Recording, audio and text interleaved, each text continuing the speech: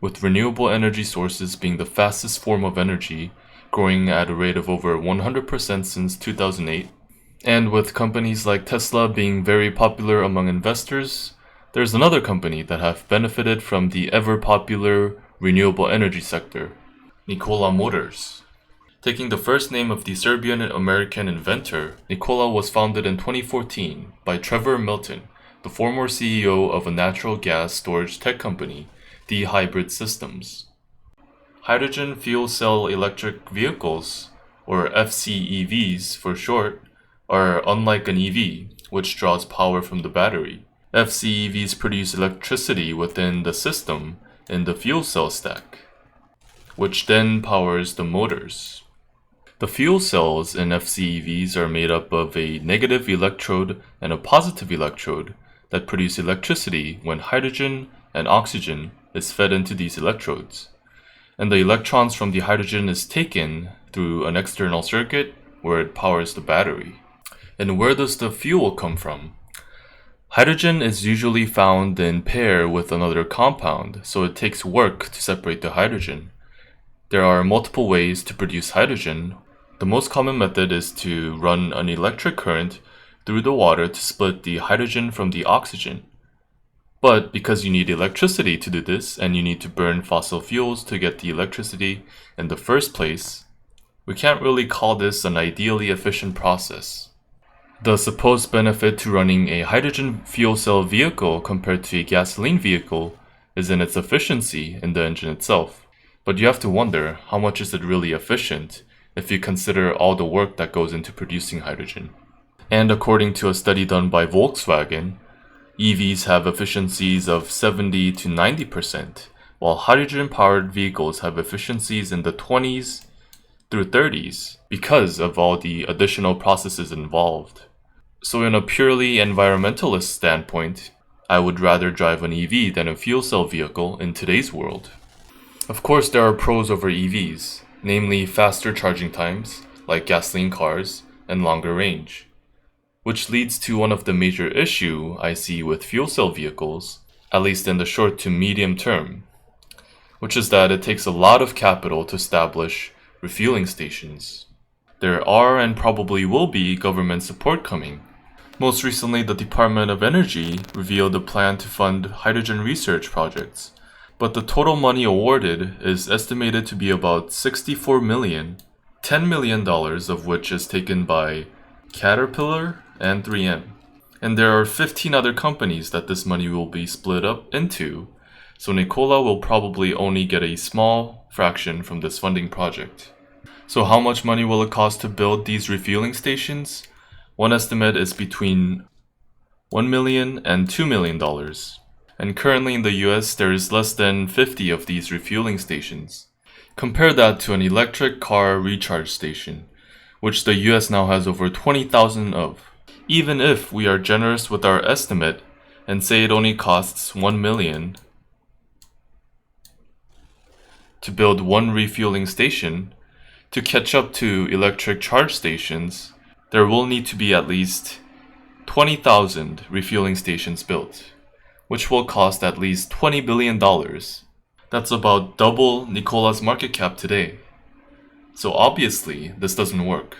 So what is Nicola's plan? Nicola's solution is to build a network of 700 truck stop-size hydrogen fuel stations across the United States and Canada by 2028. And the first commercial station is expected to open in 2021.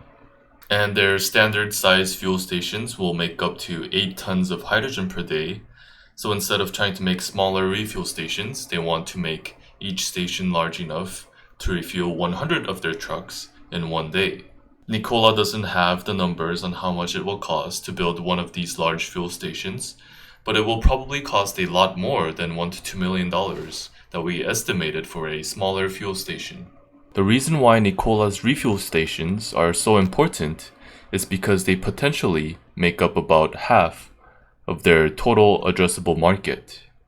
Nicola sees the diesel market as a part of the market that they can take away market share from as the government and businesses move toward renewable sources of energy as fuel. Now let's take a closer look at the next largest addressable market, its truck business, at $37 billion of the potential market. They present us with this breakdown of their projected revenues and profits when they lease their vehicles. Their gross revenue is expected to come in at $665,000 per truck with a profit margin of 30%, which is really good, especially if you compare it to a company like Toyota, which has a gross profit margin of 18%. So I took a deeper look at its estimated costs.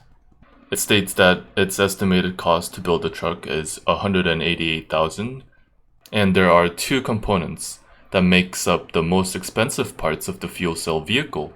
Number one is the cost of the fuel cell tanks, and number two is the fuel cell itself. First, let's look at the fuel tanks.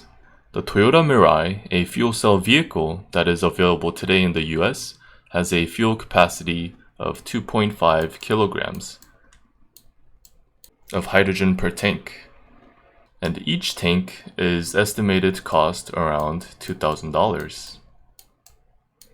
On the other hand, the Nikola truck is reported to have a capacity of 80 kilograms. So doing simple math, we can estimate how much it'll cost Nikola to make their fuel cell tanks. Solving this equation, we get $64,000 per tank. Now let's look at the fuel cell. The Department of Energy estimates it costs $280 per kilowatt. The Nikola truck has 300 kilowatts, which comes out to be $84,000.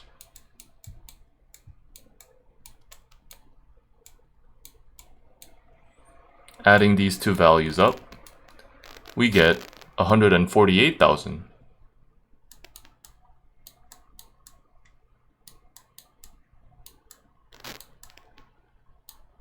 Which gives Nicola about $40,000 to build the rest of the truck. That seems a little bit tight for me, but these numbers are pure estimates, and so we may have overestimated in some of our numbers here. Maybe they have a cheaper way to manufacture either their fuel cells or their tanks.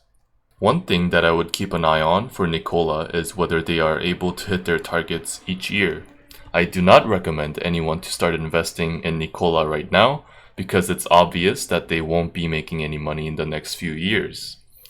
And looking at their track record, I think they have a tendency to overhype their product and hope that no one asks any questions.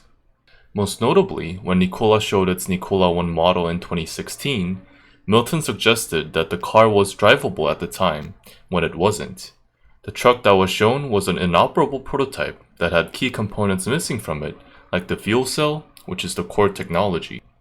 Many people dived into Nikola stock because they hoped that Nikola will be able to grow like Tesla did. But we have to remember it took Tesla years before it became profitable, and the only significant benefit for Nikola's vehicles over electric vehicles are faster recharge times and longer range. But electric battery technology is bound to get better, and if Tesla or another company figures out a way to speed up the charging process of EVs, then the only advantage that Nikola has will disappear. That's going to do it for this video. Let me know down in the comments your thoughts, and I will see you guys in the next one.